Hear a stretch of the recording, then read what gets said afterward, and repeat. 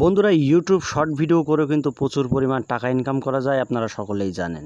শুধু ভিডিও করলেই হবে না, কিভাবে ভিডিও করে টাকা ইনকাম করবেন সেটাই আমি আপনাদেরকে দেখাবো। তো আপনারা অলরেডি জেনে গেছেন যে টিকটকের মতো একটি অপশান অ্যাড হয়েছে আমাদের ইউটিউবে, ক্রিয়েট এ শর্ট নামের একটি অপশান। তো বন্ধুরা এই অপশানটি কিভাবে আপনারা কাজে লাগাবেন সেটাই আমি আপনাদেরকে দেখাবো।